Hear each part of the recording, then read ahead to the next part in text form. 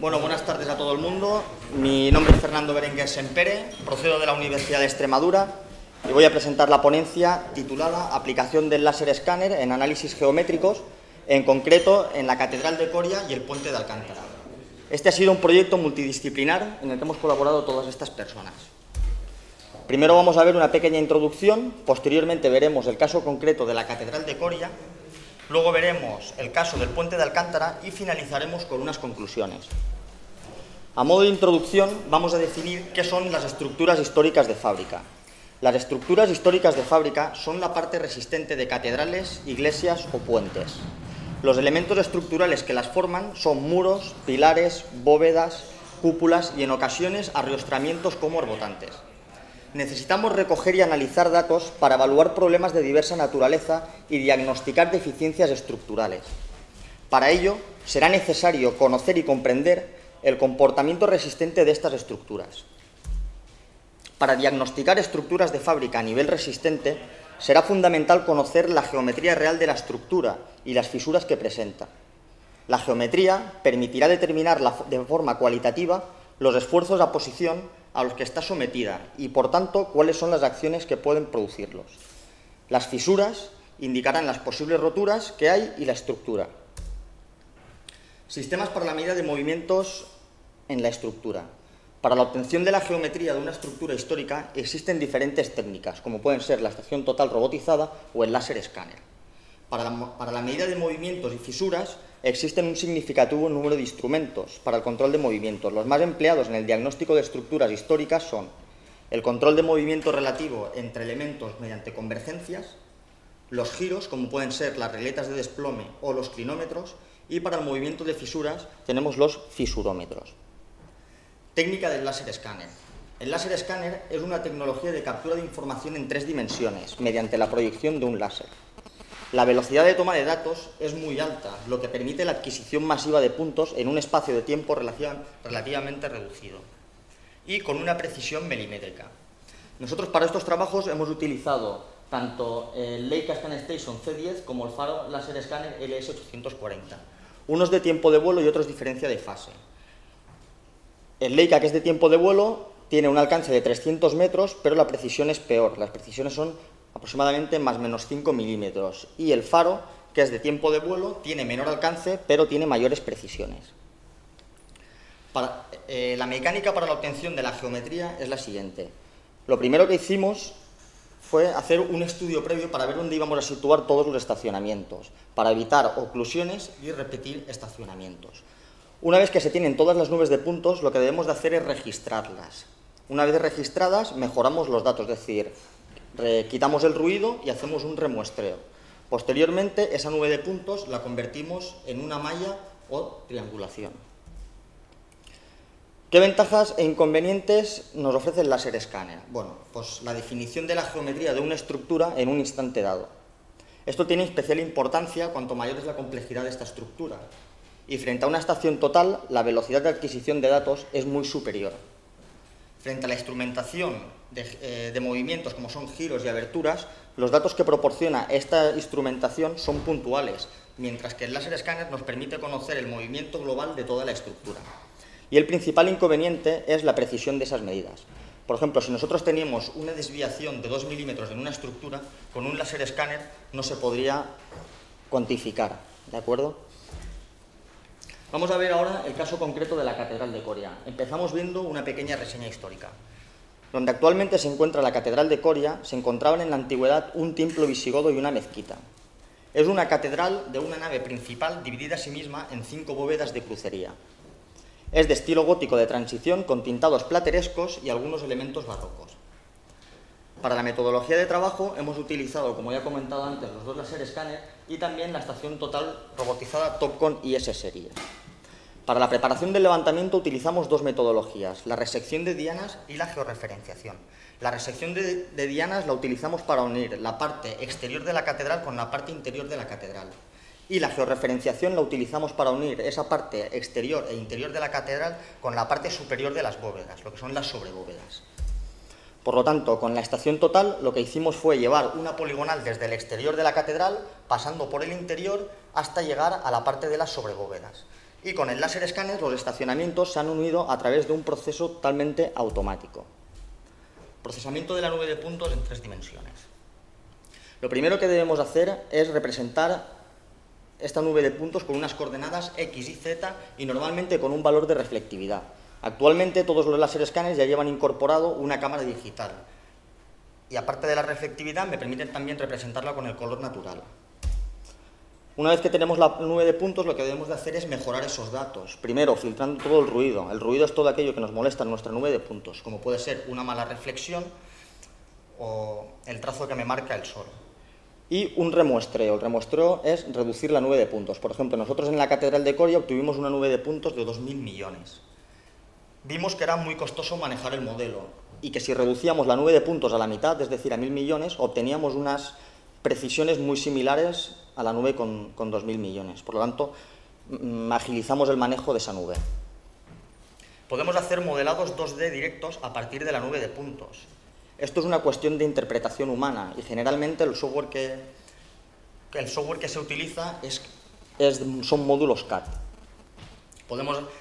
Una vez que tenemos la nube de puntos, lo que vamos a hacer son modelados 3D de superficies complejas. Es decir, una vez que la nube de puntos está limpia y remuestreada, lo que debemos de hacer es convertirla en una triangulación o malla y posteriormente optimizar y arreglar esta malla. Y finalmente podemos hacer modelos 2D indirectos a partir de la nube de puntos.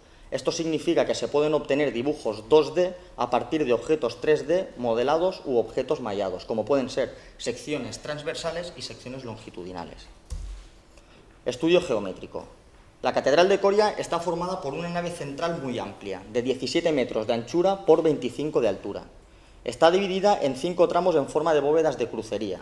A ambos lados, orientado de norte a sur, se encuentran los brazos. En esta diapositiva estamos viendo un plano en planta de las bóvedas y he marcado las secciones que hemos hecho. En la actualidad hemos hecho muchas más secciones y estamos haciendo un cálculo de estructuras mucho más complejo. Por lo tanto, en la sección por clave en bóveda 1 obtuvimos unos desplomes en el muro norte de 3 centímetros y en el muro sur de 36 centímetros. En la sección por arco tórico en bóveda 1 obtuvimos unos desplomes en el muro norte de 8 centímetros, en el muro sur de 43 centímetros y en la flecha 38 centímetros. En la sección por clave en bóveda 3 obtuvimos unos desplomes en el muro norte de 23 centímetros y en el muro sur de 35 centímetros. Y en la sección por clave en bóveda 4 obtuvimos unos desplomes en el muro norte de 11 centímetros y en el muro sur de 50 centímetros. Estudio patológico. La humedad se sitúa en la parte inferior del muro norte. Es esa franja oscurecida a lo largo del encuentro del suelo con el muro. La piedra es granítica y está sufriendo lesiones de erosión. Y todo apunta a que es un tipo de humedad capilaridad ascensorial, posiblemente por aguas del nivel freático. También tenemos grietas situadas en el muro este, que son cuantificables en la nube de puntos, como podemos ver en esta diapositiva. Ambas grietas, tanto la de la izquierda como la derecha, se hacen mayor a medida que nos acercamos a la parte superior de la catedral. Bueno, destacar que actualmente estamos también controlando la catedral por el exterior con un sistema de GPS y también estamos haciendo en la parte interior nivelaciones de alta precisión. Por lo tanto, se podría hablar de asientos como causa de estas grietas. También hemos hecho un estudio geotécnico y estas grietas, como mucha gente piensa, no se deben al terremoto que se produjo en Lisboa, sino al hacer el estudio geotécnico hemos visto que la catedral está sentada sobre arcillas expansivas y es lo que está produciendo este tipo de grietas. Tenemos también grietas situadas en la plementería en la bóveda 2. Es de forma transversal y está muy cerca del arranque en el arranque de la bóveda en uno de sus apoyos. Está motivado por asientos y este tipo de grieta se repite a lo largo de toda la catedral en las bóvedas. Al igual que en la Catedral de Coria, vamos a ver el puente romano de Alcántara. Empezamos con una reseña histórica. El puente de Alcántara es uno de los más grandes construidos por la ingeniería romana. La anchura de las bóvedas de 7,80 metros es la mayor de los de la península. La altura desde el cauce del río hasta la calzada son 47 metros. El mayor de sus arcos tiene una luz de 29 metros con una esbeltez en relación a las pilas de 0,25.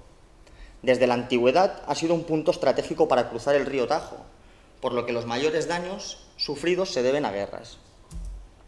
Además de las guerras, la acción que ha causado daños más importantes ha sido el agua, primero, por infiltraciones de la calzada, originando desintegración en los sillares, y segundo, por el cauce del río, erosión en la cimentación. Destacar que ha soportado sin daños sismos como el de Lisboa de 1755 e inundaciones. La metodología de trabajo, la preparación del levantamiento, la técnica de registro que utilizamos fue el escaneado mediante resección de dianas escaneadas. Es decir, fuimos escaneando las mismas dianas durante sucesivos estacionamientos. En esta diapositiva se puede apreciar la nube de puntos tridimensional del puente de Alcántara y los diferentes estacionamientos que hemos realizado para poder obtener el modelo. Prácticamente todo el puente se escaneó con el Leica C10. Igual que en la Catedral de Coria, lo primero que hicimos fue un estudio para ver dónde íbamos a situar esos estacionamientos. Los datos se han tratado tanto con el ciclón 7.4 como con el Trimble Real Wars. Y se obtuvo una nube de 120 millones de puntos. Aquí en esta diapositiva volvemos a apreciar el modelo tridimensional del puente de Alcántara y aquí el mallado del puente de Alcántara, es decir, la triangulación para poder hacer las secciones. Estudio geométrico. Para realizar el estudio geométrico se han obtenido 26 secciones del puente, 3 secciones longitudinales, 10 horizontales y 13 verticales. En la parte superior vemos las secciones horizontales de las pilas por encima del arranque de los arcos. Y en la parte inferior vemos la sección horizontal de las pilas por debajo del arranque de los arcos. Ya en el año 1769, Taramas obtuvo medidas de los distintos arcos. Y en el año 1797, Rodríguez obtuvo medidas tanto de los arcos como de las pilas. Por lo tanto, del estudio geométrico se comprueba que en lo relativo a las luces de los arcos, las diferencias están cercanas al metro en el caso de los arcos 2 y 4 si las comparamos con los datos de Taramas en el siglo XVII, incluso superiores al metro en el arco número 4 si las comparamos con las de Rodríguez. Pero aún en el caso de medidas más recientes, del año 1926, muestran diferencias superiores a los 70 centímetros en todos los arcos, respecto de los del ahora obtenidos. En las pilas también se observa disparidad de medidas. La pila central, la más importante por sus dimensiones, el ancho que le asigna Rodríguez es más de 2 metros inferior al medido. La variación es de más de 1 metro superior a la medida. Sin embargo, en este elemento, las medidas del año 1926 dan prácticamente el mismo valor al ancho de la pila, es decir, 8,3 metros. La pila central presenta un desplome paramento aguas arriba, con el valor relativo de 34 centímetros del tramo de paramento entre el arranque del arco hasta la calzada. También se observa un aumento del ancho en la cuarta pila. Los arcos presentan una deformada muy similar a la teórica de un arco sometido a cargas verticales. Esto pone de manifiesto el buen comportamiento resistente de un puente con 1900 años de vida. La máxima desviación entre la geometría real y la teórica es en el arco número 3 y es de 11 centímetros.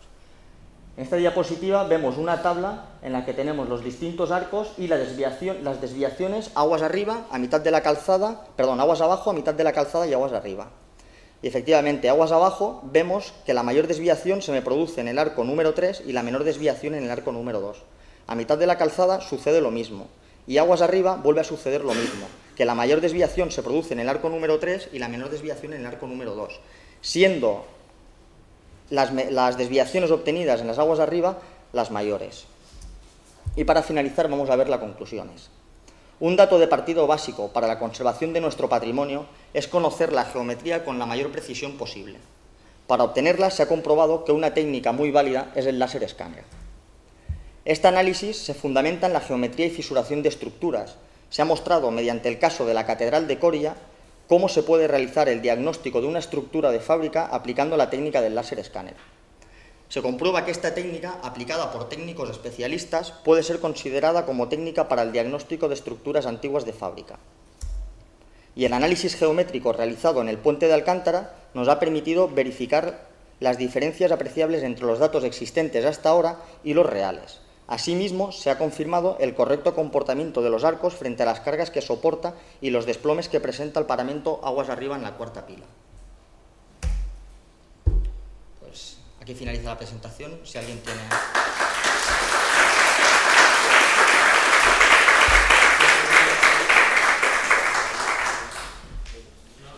Tranquilos, por orden.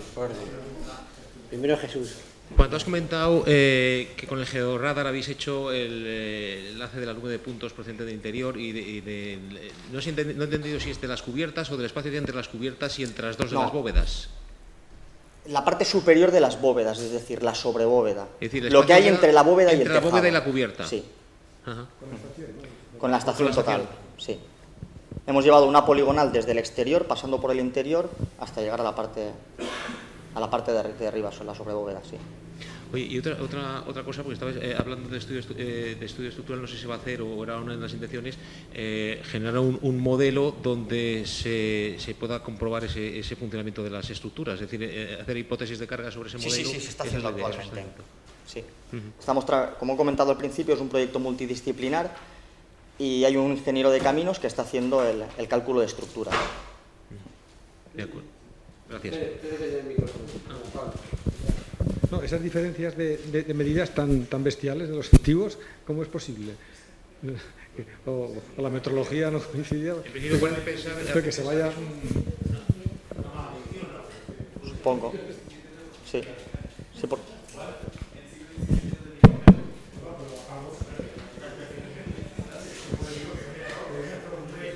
Yo quería hacer un comentario sobre esto mismo que apuntó Pablo ahora, y es si tuvisteis en cuenta posibles rehabilitaciones del puente desde esas medidas hasta la época y que hayan alterado esas medidas. Sí, por supuesto. ¿Y esas hubo rehabilitaciones del puente desde el 1700 hasta ahora? Exactamente no sé las fechas en las que el puente se ha rehabilitado, pero sí que se ha tenido en cuenta que las diferencias a veces son excesivamente grandes y ha sido causado posiblemente por alguna de estas rehabilitaciones. Bien, y después, vamos a ver, yo quería apuntar otro tema. Nosotros en Vigo, bueno, ahora ya lo finalizamos, pero en los últimos 3 años tuvimos un proyecto de investigación aplicado a puentes históricos precisamente, ¿no? El puente de Alcántara fue uno sobre el cual estuvimos trabajando.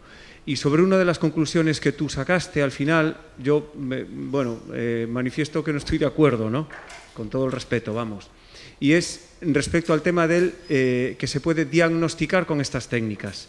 Ahí no estoy de acuerdo. Yo creo que se puede documentar, pero el diagnóstico lo tienes que hacer, la interpretación de esos datos y la conclusión de cuál es el origen del problema, eso no te lo da ni el láser, ni la fotogrametría, ni nada por el estilo. A mi modo de ver, con todo el respeto, vamos, ¿no?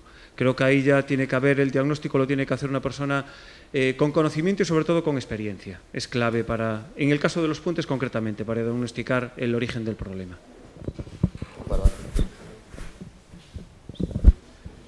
A vueltas con las medidas del puente. Efectivamente, lo de Sánchez Taramas debe ser en el libro de Müller, del tratado del siglo XVIII, y lo de Fernando Rodríguez debe ser el de la Academia de San Fernando, que hizo también los levantamientos de Mérida, y etcétera. Pero claro, son del siglo XVIII. Sin embargo, bueno, tuvo una voladura de un arco en el siglo XIX, hay reconstrucciones, y luego hay una metrología publicada, me parece que es por Liz Giral, del puente de Alcántara de los años 90, donde aparece medido hasta los sillares de las dovelas.